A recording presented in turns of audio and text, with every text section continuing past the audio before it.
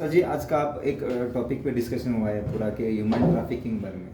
सो हालांकि गोवा में भी देखा जाए तो बहुत जगह पे हम लोग बच्चे भी भीख मांगते देखते हैं, तो उसके लिए आप खास क्या करते हैं? देखिए बैगिंग थोड़ी इससे हट के प्रॉब्लम है। नो डाउट कि बैगिंग के अंदर भी इस तरह के कई गैंग्स इन्वॉल्व रहते हैं कि जो बच्चों को किसी जगह से किडनैप करके या उनको इंड्यूस करके फिर उनसे बैगिंग करवाते हैं। लेकिन जो आज का हमारा विषय था वो था ह्यूमन ट्रैफिकिंग के ऊपर, मानव तस्करी। क्योंकि बहुत सारे ऐसे व्यक्तियों को, ख़ास तौर पे महिलाओं को एम्प्लॉयमेंट के झांसा देकर या उनको किसी जगह पर एजुकेशनल ट्रेनिंग के बहाने, जिस तरह के एक स्पीकर ने भी बताया कि कंप्यूटर कोर्सेज करवाने के बहाने उनको वहाँ से बहला फुसला कर इस तरह से ऐसे कार्यों में डाल दिया जाता है जहाँ पर वो अपने शरीर के ऊपर भी जो उनकी ऑटोनॉमी है, जो उनकी एजेंसी है, वो they lose their agency, autonomy on their body also, and then they are involved in the prostitution. तो वो अपनी मर्ज़ी के ख़िलाफ़ फिर इस तरह के काम करने के लिए मजबूर हो जाती है। तो आज के सेमिनार का मेन मुद्दा यही था कि इस प्रॉब्लम को हम अलग अलग स्तर से इन्वेस्टिगेशन के तौर पर, प्रोसिक्यूशन के तौर पर, और जब इसका ट्रायल होता है तो उसके तौर पर क्या ऐसे प्रभावी कदम उठाने चाहिए कि इसमें जो संलिप्त लोग हैं उनकी कन्विक्शन हो, क्योंकि जो सर्टेनिटी ऑफ पनिशमेंट होती है वही सबसे बेस्ट प्रिवेंशन होती है। तो हर साल हम गोवा के अंदर एक सेमिनार करते हैं और सेमिनार का हमेशा से यही मुख्य मंतव्य रहता है कि बार बार जो हमारे इन्वेस्टिगेशन ऑफिसर्स हैं या अदर अन्य एजेंसीज हैं उनको ये रिमाइंड कराया जाए कि ये प्रॉब्लम है, एग्जिस्ट करती है और इसको हमें अंकुश में लाना है। तो आज हमारे बहुत सारे स्पीकर्स आउटसाइड से भी हैं, हमारी प्रोसिक्यूशन ब्रांच से भी हैं, from with in the police department भी हैं। तो उसमें यही बेसिकली निश्चित किया जाएगा कि किस तरह से हम प्रभावी तरीके से इस समस्या का समाधान ढूंढ सकते हैं। इसमें सबसे जो वीक लिंक रहता है वो रहता है रिहैबिलिटेशन का, जो कि इन्वेस्टिगेटिंग एजेंसी के कार्यभार में नहीं आता है। तो सबसे इम्पॉर्टेंट विषय इसमें रिहैबिलिटेशन का है कि अगर आपने एक महिला को जो किसी गरीब परिवार से संबंध रखती है या एक बच्चा जिसको गरीब परिवार से संबंध रखा है उसको किसी जगह अंडर एज एम्प्लॉयमेंट में रखा है, तो अगर हम उसको वहाँ से निकाल रहे हैं तो उसके लिए क्या अल्टरनेटिव का हम प्रबंध कर रहे हैं। सरकार की बहुत सारी स्कीमें हैं, बहुत से राज्यों ने हर विक्टिम को जिसको रेस्क्यू किया जाता है उसको कुछ ना कुछ कंपेंसेशन देने की बहुत सारी जगह पे पॉलिसी है। तो रिहैबिलिटेशन मैं समझता हूँ कि इसमें सबसे बड़ा विषय रहता है कि अगर आप किसी को किसी अपराध से निकाल रहे हैं तो उसको आगे अल्टरनेटिव एम्प्लॉयमेंट आप क्या दे रहे हैं, वो बहुत ही इसमें इम्पॉर्टेंट इशू है। तो मैं मानता हूँ कि आज के सेमिनार में काफ़ी चीज़ें सामने आएंगी। जिस तरह से पहले स्पीकर मिस्टर मनी ने भी बताया कि नई नई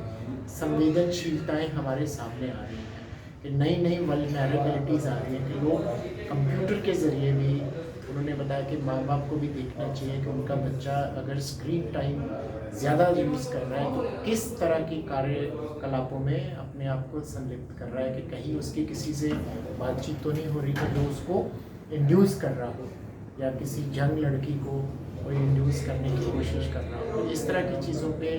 हमारी फैमिलीज़ का भी, स्कूल्स का भी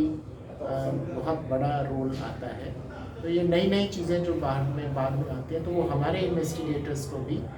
एजुकेट करती हैं, ताकि वो भी स्कूलों में, कॉलेजेस में जाके या पंचायतों में जाके इस चीज़ का प्रसार कर सकें। गोवा में कितने रजिस्टर हुए हैं सर ह्यूमन ट्रैफिकिंग नहीं, राइट नाउ तो मेरे पास डेटा नहीं है, लेकिन हमने उसमें कई रेस्क्यू मिशन जो हमारी अर्ज संस्था है उसके साथ मिलके इसमें काफ़ी काम किया है। दो केसेस का मैं जिक्र करना चाहूँगा कि जिसमें पीछे कन्विक्शन भी हुई, क्योंकि इस तरह के आईटीपी केसेस में या 370 आईपीसी जो हमारा है, इसमें कन्विक्शन इसलिए ऑब्टेन करना बहुत मुश्किल होता है कि कई बार जो इसमें विक्टिम है वो भी सहयोग नहीं करता या अपनी स्टेटमेंट को रिट्रैक्ट कर लेते हैं। तो इस दो केसेस में हमारे इन्वेस्टिगेटिंग ऑफिस ने बहुत ही प्रोफेशनल कार्य किया जिससे कि लोगों की कन्विक्शन हुई, उससे एक डर पैदा होता है उन लोगों में जो इस तरह की मानव तस्करी में इन्वॉल्व रहते हैं। तो हम लोग यही कोशिश करते हैं एक्विटल केसेस को एनालाइज करके कि दोबारा से फिर हमारे बिहाफ पे ऐसी कोई गलती नहीं हो। तो हम इसको थोड़ा और बढ़ाएंगे। हमारे दोनों ज़िलों में AHTUs भी हैं जो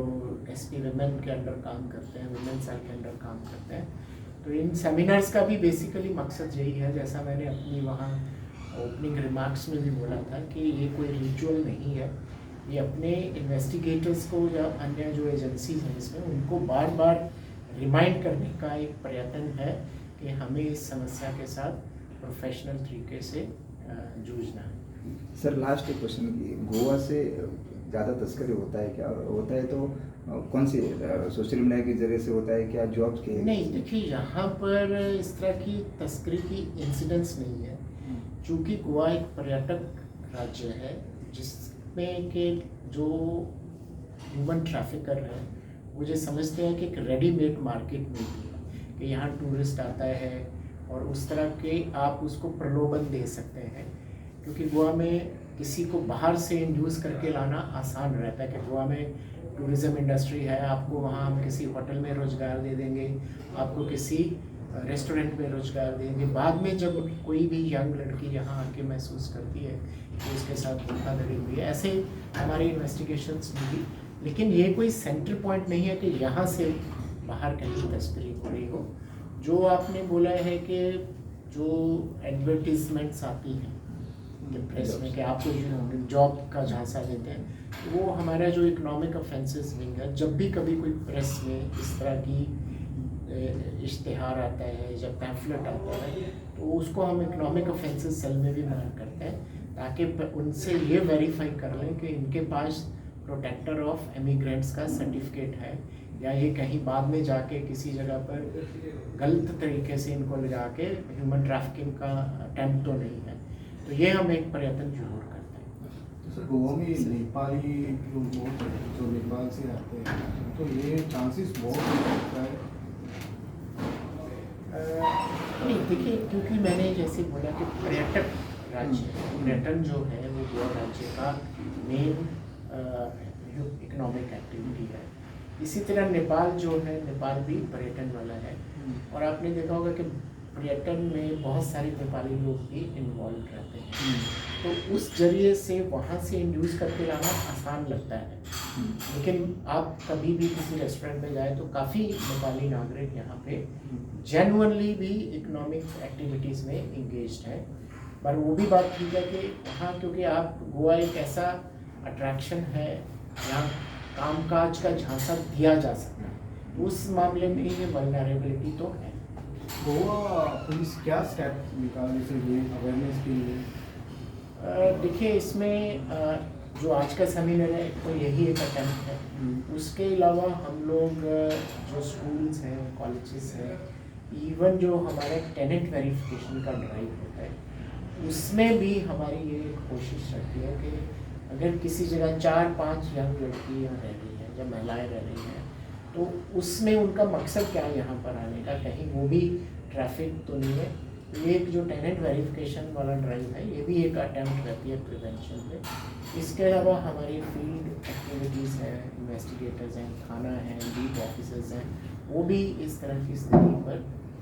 वॉच रखते हैं कि अगर उनको किसी जगह शक पड़ता है कि कोई महिला अपनी मर्ज़ी के खिलाफ किसी जगह पर काम कर रही है, तो हम फिर उसका एजेंसी या जो भी NGOs हैं उनके मदद लेके उनका रेस्क्यू करते हैं। Thank you.